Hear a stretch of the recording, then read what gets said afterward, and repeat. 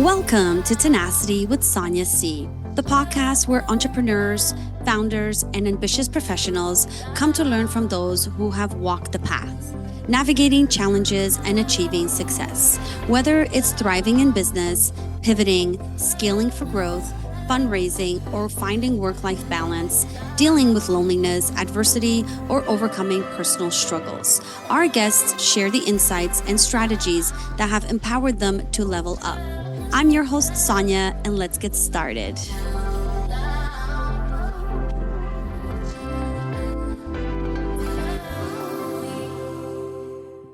My guest today is Dennis Meador, a lifelong entrepreneur who started his first business at just 14 years old and never looked back. He's now the founder of Legal Podcast Network, a fast-growing podcast production company serving over 100 law firms, and he's on a mission to help attorneys stand out with an authority and authenticity in a crowded digital space.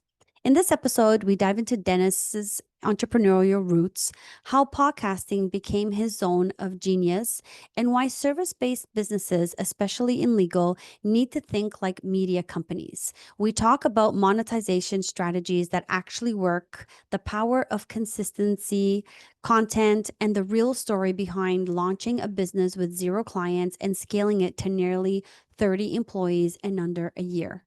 Whether you're a founder thinking about launching a podcast or just need a dose of inspiration around finding your niche, Dennis brings the energy, honesty, and strategy. Hi, Dennis. Welcome to the show. How are you today? Good, thanks. Thanks for having me.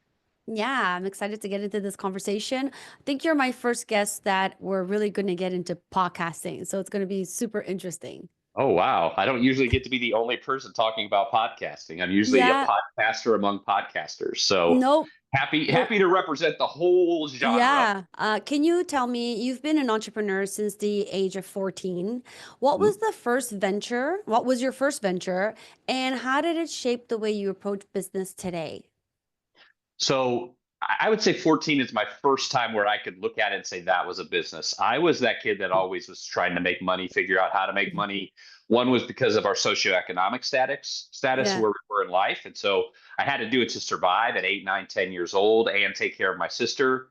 But then even as I got older, because I had learned that sort of like awareness, Mm-hmm. then when this opportunity presented itself, I was 14. I grew up in the Midwest, so Iowa, Illinois border on the Mississippi River area called the Quad Cities. If you're from there, you know it. If you're not from that area nearby, you're like, what? What is that place? But it's a pretty decent size. I think when I grew up, it was about 200,000 total in the whole area. So anyway, winter comes. We've got 6, 8 inches of snow. And my buddy had told me the previous time he made like over $100 in a day shoveling walks. So I was like, Mm-hmm. man, I'm gonna go shovel walks. My parents always teased me. They'd say, you never do anything by yourself. I was the oldest of 6 kids. So like if I was gonna take the trash out, I'd be like, come on, bro, let's take the trash out. And then I'd end up handing him the bag and he'd carry it. So it's just one of those people that I've been a delegator my whole life. Never had a problem with delegation. My parents will proudly tell you that. So me, my brother, and his best friend, we start knocking on doors. And after about an hour of going door to door, we had shoveled maybe 3 walks, maybe made 10, $15 a piece. And it was, I think, my brother's turn or his friend's turn to knock on the door because we were rotating. And all 3 jobs that we had gotten, I got. So Mm-hmm. as we're rotating through, he's like, I don't want to go and ask, because we would say, you keep knocking until you get a client. So we would spend all this time waiting and then, he'd give up or whatever, or maybe we took turns. But anyway, the point was, it was his turn. He's like, I don't want to knock. My bro's, I don't want to knock. And I was like, well, I'll knock. So I go up, I knock on the door, and I always have a little spiel, we're raising money to blah, blah, blah. And, we live in the neighborhood and blah, blah, blah. So the lady's like, sure, shovel this and this. I'll give you $20. She gave me a 10 and 2 5s. So I was thinking about it and I was like, these two don't want to knock any more doors. And I hate shoveling. So I hand them both $5 and put $10 in my pocket. And I say, guys, I got a great idea. You guys stay here and shovel. And then I'll keep knocking on doors and I'll get the next client. So we won't even waste any time anymore. You'll just walk to the next job and we'll just keep doing that till we're done. And we've all made, 50, 100, $200, whatever it is we want to make. And they're like, yeah, that sounds great, because they hated the knocking on the door part. I hated that part. So I was like, ding, ding, ding. I'm Right. making half the money for making the transaction happen, and they're getting a quarter of the money each, splitting half the money for actually doing the work. So I was like, Yeah. so then came the next time for us to do the walks, and I already knew everybody that was the client. So, hi, Miss Jones, we're just back to do your shovel the walk again to make sure it's okay. Great. So then it comes out of snow shoveling season, and then I think as spring mowing lawns, same thing. I don't want to mow lawns, but I have no problem knocking on doors, and all the other kids want to make money. So I just started knocking on doors and getting jobs, and then I would collect the job, I would get the job, they would do the job, then I would give them half the money, and I would get half the money. So I would spend like one day a week going around, and then I did all the paper routes. When it came time out of mowing lawns, I got all the paper routes. And so within walking distance where I could go and do all the collection and be the face of the company. So I was this 14-year-old, and I had all these like 12-year-olds who were doing all the work. And good thing I was only 14, or it would have been child labor. But that was my first business, and I did that for a while. And I just basically, I'd go collect the money, put the money in my pocket, give them their money. And people are like, well, how are you making money? Like, you go, you get your own haircut, you buy your own clothes, you're buying your own Jordans. And, again, we were the family where the church dropped off the box of food for. Mm. So, but my parents put me in a private school, so I had to be around that. So long story short, that was the first business. I was the salesman for a service-based company, if you will. Definitely service-based. That's great. So you spent over 2 decades working closely with attorneys. What did you notice was the biggest gap in how they connect with clients, and how did that inspire you to start Legal Podcast Network? I think that most attorneys still have this mind frame that because they're an attorney and because they've done it for X amount of years, it's almost like they deserve clients. Mm, So society as a whole has, especially American society, since probably like, mid 1900s, 40s, 50s, we have elevated the doctor and the lawyer, mm, and they become a very elevated member of society. Everyone's proud if their kid becomes a doctor or a lawyer. They make the 6, 7 figures, things like that. The problem is with the internet in early 2000s, late 90s, there was a great commoditization of that industry. Now, it hasn't happened in the medical industry, but it happened in the legal industry. I always tell people, no one goes, oh, I need heart surgery. Well, let's do a Google search, and let's look at the reviews of the heart surgeon that they assigned to me. They don't do that. They just hmm say, "Oh, tell me who to get. I'll just trust them."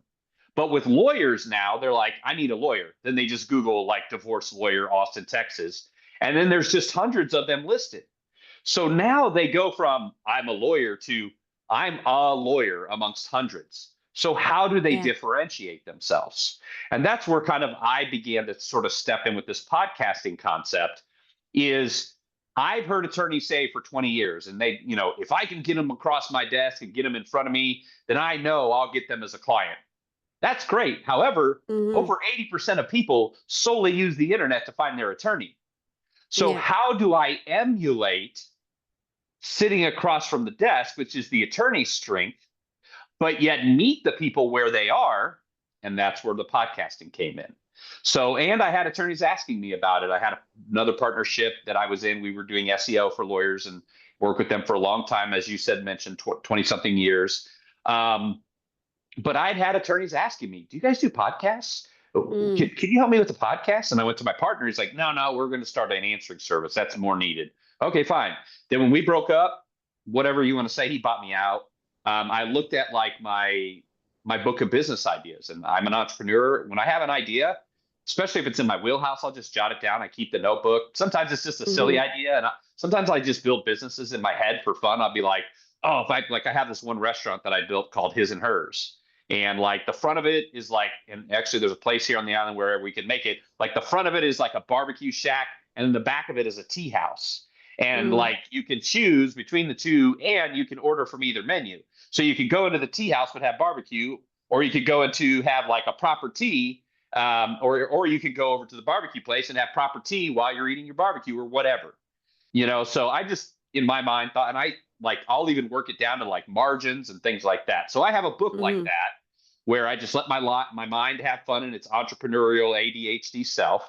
And I could just pull that book out and just be like, what do we want to do? And I was like, you know what? I could make this podcast network happen. I've done podcasting at a high level for myself.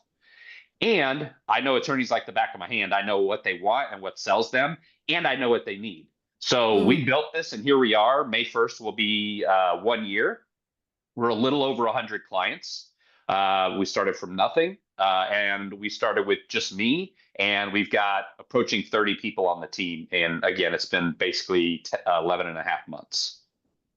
So you just wake up one morning and you decide, okay, there's a need. I see a need in the market for this type of podcast, and you went for it. So how does it work? I mean, generally podcasting is, someone who's doing it as a side thing, or, sort of that's how it starts. But it sounds to me like you're taking it to the next level where you started it as a business right from the get-go. Am I right or Correct. am I wrong? Okay. You're correct. Like we don't even like we're in the process of actually launching a podcast from the Legal Podcast Network. We have Mm-hmm. 100 law firms, and we essentially what we are is a production company. And Okay. so we produce their podcasts. We do the branding, we do the hosting, we develop the question and the content strategy. We put together the social media, we put together the distribution networks. So all the attorney has to do is on board with us for about 45 minutes. We find out who their ideal client is, and then my content director, who has been doing content with attorneys over 10 years, well over 1,000 firms, for books, for SEO purposes. She creates a content plan. We send them the questions before each session that we shoot. We provide the host, we provide the producer, and they literally just get a decent mic, get a decent camera, sit at their desk. Some of them set up a little more, a little nicer of spaces to podcast in. And a lot Mm-hmm. of them, I'm like, guys, girls, ladies, whoever attorneys, like, if you're wanting to recreate them sitting across from your desk, then let's just recreate that and Yeah. let's let you be you. Take who you are Yeah. offline and reflect it online. Yeah. So our show is there is people ask, well, what is it like to have a show with attorneys? I don't know because we do shows for attorneys. Got it. Got it. So, what's the value for attorneys to be on a podcast? The biggest, well, there's two really big ones. So one is differentiation, Mm-hmm. crowded market space over commoditization.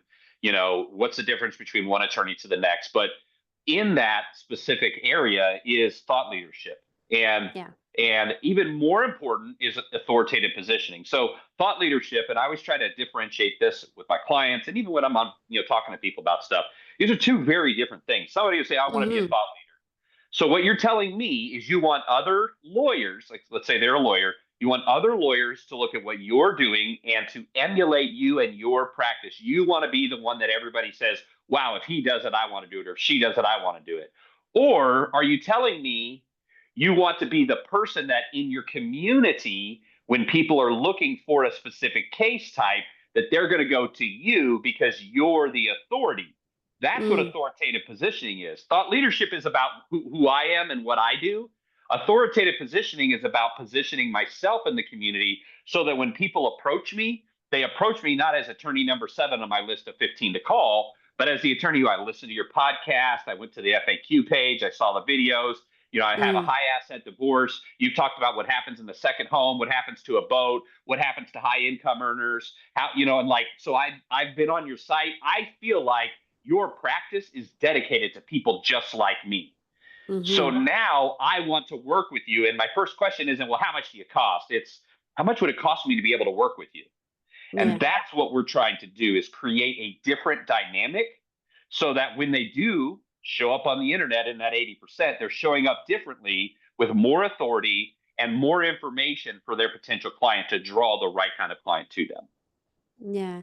And I mean, right now there's a huge boom on podcasting, number one, but the reason for it is around, like you said, thought leadership, but also personal branding. I find that a lot of brands want to put, the founder of the company behind the brand to Right. just give that personal aspect of it. So because podcasting is booming and I notice a lot of people are want to be guests and want to get their message out there, but some founders are still hesitant. Why do you believe podcasting is such a powerful tool for service-based businesses, especially in legal? I think it's because they're not really feeling like they are behind a camera or podcasting. Like, number one, we have professional hosts who have been hosting for some of them a decade or more podcasts. So Mm-hmm. they know how to match energy and they can tell people that are a little low key. And at the end of the day, these podcasts are not made for entertainment. They're like 15 to 20 minutes long. They answer seven to Yeah. 10 questions for a very specific archetype of a person. And so the only people that are listening to these podcasts are the people that need them. It's not like I'm just like, oh, what's a high asset divorce running these days? And I just want to listen to a podcast about it. Or, oh, I wonder what the IP industry is doing for, intellectual property and trademarks and patents. What's that like nowadays? Like, people Mm. don't do that. So if I listen to a podcast or if I watch it on YouTube, then it's because I have an active need or an upcoming active need. I'm researching for a need. Right. And how crowded do you think this space is going to eventually get? Because I find like social media has gotten really crowded and people are looking for different avenues. What's the future of podcasting? I think the future of podcasting, this is what I told somebody yesterday. Right now, we're getting into the mechanisms. We're all becoming a media company or a media star in some way. Now, we might Mm. be a media star just in our own mind and three people, but we're a media star regardless. What's going to set things apart, just like in any marketplace, is first of all, there is scarcity, right? So in the beginning, Mm. it's if you could be an initial mover. Where the good thing about being a first mover is you get to entrench yourself. So as like these new AI systems are being built out, and we see whatever's going to happen over the next 2, 3 years with search and all of that, if you have con, you know, question-based content, which we know that these engines are all about. So they're answer engines, right? So we're creating answer content in Mm. bulk, just constant Yeah. question, answer, question, answer, question, answer. So what's going to be the future is the production level and the entertainment value that can be brought. Right Right. now, but I will say, I think that the legal space will be insulated from that. But for the people that want to go from like just getting their stuff seen from the people who need it to actually getting it seen are going to be people that have like high production value, things like that. I just spent like, I don't know, $7,000 here in just this room to up my podcasting. Mm. I got a 75-inch TV behind me. I've got somebody bringing in a shadow light. I've got a 4K lens on behind. This is just a regular HDMI.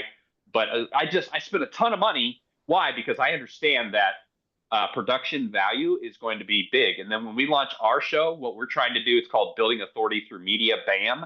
It's Mm. superhero themed. And I'm trying to Right. find an AI where we could just insert the transcript, and then the transcript is going to become a superhero cartoon so that when people watch it on YouTube, they're actually watching like a 60s, 70s style cartoon with Mm-hmm. like the heroes conquering sameness on LinkedIn. And today we battle against the bitter bad bio. And, then somebody talks about what it means to have a good bio in LinkedIn and things like that. So, like, we're trying to bring entertainment to information because that is what's going to last. And that is Mm. where we're going to see progress is we're just going to see people upping their game, upping their game, upping their game, upping their game, just like we've seen on YouTube, just like we've seen, watch documentaries 5 years ago, 7 years ago, kids were just like right here with their phones. And that was the whole YouTube, social media. Now it's like they got 3 cameras and they've got, Yeah. their own professional microphones and they've got whole media companies at 16, Yeah. 17 years old. And so that bar is just going to keep getting raised.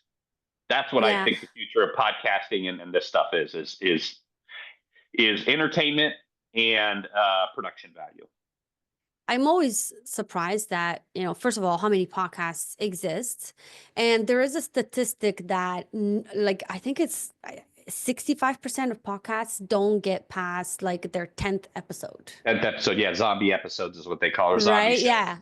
So Yeah. it's not that easy to. So I think I'm a podcaster too. So podcaster to podcaster, I think that it is hard to get into, but once you get into it, it's not that difficult. I think the difficult part is staying consistent. And I Hmm. remember early on, so I've had my podcast for 2 years. Well, a year and a half, almost two. And I remember early on, I started building episodes and putting them up. And I had this girl reach out to me. And she's like, "Oh, I would love to give you like a free assessment on your podcast." And I think I was like 10 episodes in. And I was like, Yeah. "Sure." And then I had like a quick meeting with her, and she was like, she gave me all these pointers that I had no idea about, which was one of them was, when I had a guest, I was putting a picture of me and the guests each time and the title. And she was like, "Don't do that. Just put the cover of the podcast for each episode." And I'm like, "Oh, interesting. I didn't know that." And then the other thing she said to me was, if you're going to post something once a month, make sure you're posting it once a month. If you're going to post it once a week, make sure you're posting it Consistency once a is week. key. Consistency is Yes. key, right? So she gave me all these little pointers that I had no clue about, aside from good audio and lighting and production. And those are all things that like I've learned along the way. And I've Right. had my first couple episodes are the quality is just horrible. I know It's that. every show out there. But I also went into it with the mindset of like, I'm just going to start, because once I start, I have to be consistent and keep doing it. And it's only going to Mhm. keep getting better. If I had waited for perfection, I probably would still be in the process of developing it, right? Absolutely. Absolutely. And it's the same thing with me. Like, people are like, "Oh, I can do my own podcast." And I'm like, "You want to be an audio editor, a video editor, a social media marketer, a proofreader, we have 28 people, I think, on our team. Three of them are salespeople. That means 25 people work full time to make these podcasts. And Hmm. our process in ClickUp, which is like an automated, you got to do this and you got to do this, 303 steps in each show to be produced. We have Yeah. 303 steps from beginning to end. And so when people tell us that, we're just like, "Okay, see you in 6 months." We don't even argue with them. We're just like, because you know how many podcasts we've taken over where they come to us, Okay. either they're only so far in. I just had a meeting this morning, and the guy's like, "Yeah, actually, let's do once a month. We've been doing the podcast ourselves, and we hate it. And oh, you provide the host too? Good. Then we could just be guests and talk about marketing and put different people on. This is perfect. Like, we've been doing this whole thing ourselves and actually trying to do podcasts for our own clients, and we're going to just start sending them to you because you guys have got this thing down to a science, and we're just Yeah. sitting here kind of struggling and fighting with it." And so I Yeah. think it's like anything else, right? Like, you can have a website, right? Like, you can build your own website. You can build it on GoDaddy. You can build it on this, and it'll be okay. It'll be good. And if you keep working at it, it'll get better and better and better. Or you can go find a high end designer who's going to build it right the first time, front and back end. It's going to do everything you need to do. It's Yeah. this delivery mechanism is no different than video. It's no different than any other sort of marketing. It requires Yeah. some minds behind it to actually push it forward to make it happen. Yeah, and you and I were talking a little bit about this before we started the episode, which was, there's so much more that goes into it, and things like creating social media clips and you use AI. I use a lot of AI for my podcast just because I don't have a lot of time to do Yeah. everything. So AI is fantastic when it comes to tools that will automatically create clips for you. But it's not just that. There's also having to find the guests and making sure that they're the right guest for you, and that they fill the need that you're trying to, that they fill the purpose that you're trying to give. So You know so what I with mean? us, yeah, with us, our clients are our guests primarily. And then if they want guests, they can source them. We'll go after the people for them, but we don't actually source their guests. So with Mm, our podcast strategy, the attorney is the guest pretty much every episode. 95% of our shows are our host asking our client 7 questions that are very specific to their client. yeah. And so it's not, again, we're not doing this for entertainment purposes. We're doing this because we want, when people search in their marketplace and they say, "What happens to a second home during a divorce?" It'll say, "John Brown, the divorce attorney, has a video on this. Would you like to watch Yeah. this 3-minute video?" "Yeah, let me watch it." And then they're like, "Oh, wow." And it's just click through to watch the rest of the podcast on what happens during, a high asset divorce. And then they click through it, and then they listen to the whole 20 minutes, and they're like, "Huh." And then they go down to the website and they see just one web page that's super long with videos and everything dedicated to that subject. And so that's what we're doing, is more of a content creation in the Mm, FAQ format that benefits the attorneys for their marketing and identifying their client and cultivating them. yeah. So The rest of it, we just handle. Yeah, no, I think that's great. But what would be your advice for someone who's listening who aspires to be a podcaster and has no idea where to start? What's the secret to monetizing a podcast? I mean, there's really three ways that you can monetize. So the first way is the traditional, what everybody thinks of with monetization. I get X amount of views, and so then, I'll get, $500 or $50 CPM from Apple, and I'll get $70 CPM from Spotify, or whatever the numbers are. Yeah, And then when it all comes in and YouTube and everything, you count it all up, and you made 8 grand for the month, and you're going to make about 100 grand for the year. And great job. That is by far the hardest way to do it, because that is literally what 99.99% of people are trying to do with their podcast. They're yeah, trying to be the next Joe Rogan, yep, but they were never on Fear Factor. They're trying to be the next whoever, right? But where we see monetization is in the other two ways of podcasting. One is using your podcast to build relationships that you otherwise wouldn't be able to build. And so, for example, one of our clients had on somebody on his podcast, and he did the hosting and he interviewed him. And then at the end of the thing, the guy was like, "Yeah, I mean, let's work together." And the guy was like, "Just doing that paid for your podcast for the whole year." And he does a weekly show. So mm, there's using it to build relationships. So people that you want time with, you're not yeah, trying to sell them, but you're trying to build a relationship with them. So it's a relationship building podcast. And so if 5 people watch it, you really don't even care. And then the yeah, last one is using a podcast to put yourself in front of a very, very niche client base, which again hmm, means it's not about necessarily the number of views that you get. It's about the quality of views that you get. So what I explain to my client is, I'm like, listen, would you rather have 50,000 views all across the world, all across America, nobody in your local market, but you know that 50,000 people saw your video or listen to your podcast or whatever? Or would you rather have somebody, you look at the numbers, there's only 50 people that listen to the podcast, but of those 50, 10 of them called you and 6 of them hired you. hmm, Now, if your average fee per client is $10,000, let's just say conservatively, you just made 60 grand off of a half hour of your time. That's yeah, a pretty good exchange. And so those are the three ways of monetization. The first way is the one everybody's going. And honestly, if that's the route you're going, put it in your head that you have a hobby that you want to enjoy. And if something happens, great. But if not, you need to do it for the love of doing it. Do not start a podcast for, this is my new business, I'm going to make $1 billion with this yeah, podcast. no, for sure. You're just not. It's just not No, going to happen. yeah, But, I mean, yeah, sure, some of these famous people that already had millions of followers essentially anyway, but for the everyday person like most of us, you hmm, don't build. So if you build a podcast, it's for building an audience and it's a niche audience, then stay within that, enjoy it, talk to people you want to talk about the things you want to talk about, enjoy your podcast and make it a creative outlet for you. hmm, And then if the monetization comes off of the back end with viewership and you're making money, that will be the bonus. But yeah, if you're really saying, I love podcasting, I want to be in it, then I want to start one, I would say find somebody that, either, like I said, one of those two strategies: one, building relationships individually, or two, the way you're using to position yourself in the marketplace, and hmm, use those to monetize, basically alternative monetization. So like for me, I haven't made one dime off of a podcast, but I'll make a few M's this year off of making podcasts. yeah. So, you know what I mean? Yeah, it's a It's good business to be in. exactly, exactly. So we're coming up on time, but before we wrap up, I do want to ask a question.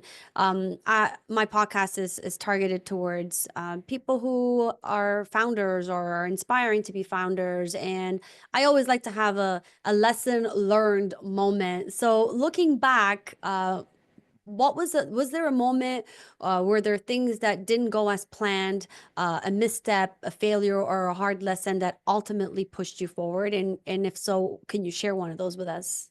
Sure. I would say the biggest lesson I've learned in business is to treat a business partner as a potential spouse. Oh, I've had 3 business partners, and all 3 of them have rip me off, reopen the company in a wife's name, even though I like took them from like less than a mil or even zero to like 5 million a year in a very short amount of time. So when you're looking at business partners, don't just look at a resume. You aren't hiring a person. You Mm, have a second spouse in your life. You're going to cry with this person. You're going to laugh with this person. You're going to worry with this person. You're going to fight with this person. You're going to make up with this person. You're going to, you know what I mean? It's a real relationship. And so if you in business, if you have weaknesses that you need to supplement and you can't afford to hire and you need to mm, bring somebody in as a partner with you, don't just go to lunch with them once and then say they're your partner. Take a mm, month or two and go to 3 or 4 dinners and really get to know them and listen to, do they say things that don't match your like kind of like ethical lifestyle? If some guy's like, yeah, I cheated on my wife yesterday. Like, I'm not hanging out with that guy. That's not my yeah, friend. You know what I mean? Oh man, I can't wait to go back to Thailand and go crazy and I'm gonna smoke meth again. I'm just like, yeah, you're not my friend. Like, yeah, but sometimes when you just see people at their best in mm, that moment of like, hey, let's be partners, you don't know that about them. So spend some time with them, get to know them, and then create a partnership. That would be the yeah. big. If there's only one big regret I have in my life, and that is that I didn't vet my own partners more carefully, because I was retired at 23 for about 3 or 4 years off of a product that I invented. We were doing 5 million with a net 25% profit margin. Mm-hmm. And so I've had four businesses that I've taken like and exploded. But every single time, my partner found a way to kind of take away from me. And I had hints of it, but you always think, oh, they would never do Yeah, that to me. Look what I'm doing for them. yeah, yeah, So yeah, that's my biggest piece of advice for anybody looking at entrepreneurship, business ownership, is be careful who you partner with, because this isn't just an employee who gets paid the same as you. This is somebody yeah. you're gonna butt heads with. You're gonna have friction. You're gonna spend more time than you do with most people, and so really, really vet that relationship. Got it. So, what advice would you give to a founder who feels stuck, either overwhelmed by too many ideas or unsure how to differentiate themselves in a noisy marketplace? So the first answer is actually a program that I use because I have a lot of noise in my head. It's called sidecoach.ai. You just kind of like it does text. I can leave it voice messages. And I just basically drop my ideas. I'll be like, hey, we need to make sure that this gets done. And then it'll drop it into priorities. And then I can Oh, just log in and I can just see it's like $15 a week, which is pretty expensive for a little tool like that. But I have my one of my directors on it. Like it's 3 to 5 times X our productivity. It's crazy oh, because you wow. never That's have those amazing. moments. Because I don't know about you, but for me, I get those moments where I'm just sitting there and I'm like, I'm done. And then my brain's going, you got a billion things to do. And in the front of Mm-hmm. my brain's going, but what do I do? I don't, and you're just kind of, whereas now I just look up at Side Coach, which I used to have my TV right there. It's not there anymore. But anyway, I'll look up at Side Coach and I'll be like, oh, I have this scheduled to be done by next week. Oh, I can knock those couple of things off on the list. And I'll just knock a few things out to be like, okay, I got my Side Coach down.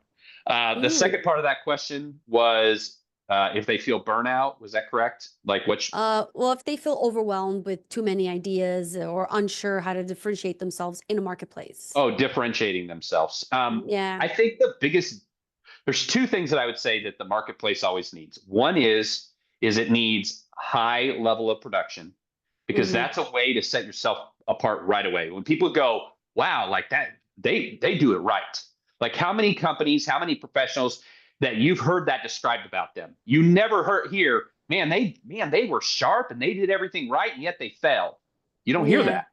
The No. people that dot their I's and cross their T's and do it right, and so that's one thing you can do in your marketplace is just raise your level above at least the watermark of what's going on around you. And then I would say authenticity. I'm not afraid to go on podcasts and talk about my scarring childhood, my mental health struggles, my children with their mental health. Like I'm just a really, really real person. And like some people I Mm. get in their podcast and they ask me the question, I'm like, you asked it, let's go. And so I think we are in a day and age that authenticity cannot be duplicated. Mm. And so because people like to work with people, my next assumption is people would prefer to work with real people. Mm-hmm. And when you are real to your audience in whatever way it needs to be, whether it's through marketing, through the way you present your company, and even how you present, like we talked about founder-led marketing, if you're a real person to people, people will endear themselves to you much quicker than if you put off this sort of like old school mentality of perfection. And that's what it Mm. is, because we all know we're not perfect. We all know we Yeah. screwed up. And that's why when these people mess up, they put themselves on such a pedestal. When they fall down 1 foot, it looks like they fell down 100, stories. Whereas a Yeah. guy like me, I'm just like sitting on the bottom step, like, hey, I'm just like you. I don't think I'm special. I don't think I'm smarter. I don't think I'm this or that. I've done this for a long time. I've kind of figured this shit out a little bit more than you. So I think Yeah. that if I felt like I was struggling, and that's what I've really done with my company, because we were selling, and I was the main salesperson, but I was like, okay, I really want to impact and I want the marketplace to know us. And so I just started Yeah. podcasting 5, 7 times a week, being on shows while I'm developing my own shows, because I was just like, hey guys, I'm just going to get out there. I'm going to be me. You know how I am, team. And they're all like, Mhm. we know, go be you. And so that's what I would say: authenticity and higher production level, or just doing everything right, just raising the level above. If you're a mechanic, and every mechanic shop in town you work into smells greasy and looks nasty, and has got Mm. extra cars dying out front, clean your place up, be sharp, put clean shirts on your people every day, and let that be the differentiator. That's a Mhm. big differentiator. And so Yeah. that's what I would say. I love it. Well, Dennis, thank you so much for joining me today. This was very enlightening. I love to talk about podcasting because I don't get to do it every day. So I think I learned a couple little things from you that I'm going to do myself. So that was fantastic. Thank you. I'll send you a bill, no problem. Thanks for having me on, Sonia. It was a good show. I've listened to your other show, so if this is the first time you're listening to Sonia's show because you're here for me, because who wouldn't be? Then check out her other episodes. She's got some good stuff, some really meaty content, and so I would suggest checking out her other episodes as well. And then check me out. I guess I'll probably be in your comments or in your whatever. Down below is LinkedIn and my website, and I'm about to launch a new website where when they ask me, tell us what you do, I'm going to say, all right, so I'm not pitching my product anymore. I'll tell you my Yeah. company name. If you want to know my product, go to imnotgonapitchyou.com. I just bought the URL yesterday. So I'm not Okay. going to pitchyou.com. That's what I'm going to give in all my podcasts. And then they'll go to a landing page that gives a little video and explains what my company does and how we can help them. Great. Love it. Well, thank you so much again, and hope you enjoy the rest of your day. You too. Thank you. Thank you. I want to thank Dennis for joining me today and sharing his transparent, energizing look at what it really takes to build something from the ground up. What stood out to me the most is his relentless focus and differentiation through both authenticity and production value, and the way he's helping attorneys replicate the in office experience online through smart, strategic podcasting. His story is a powerful reminder that you don't need to wait for perfection to start. Just start and refine as you go. For any founder feeling stuck, Dennis's advice rings loud and clear. Build real relationships, vet your partners like a spouse, and embrace the messy magic of entrepreneurship. And that's a wrap. To our listeners, thank you for joining me on this journey of learning, growth, and inspiration. Don't forget to subscribe to this podcast on your favorite platform and connect with our community on social media.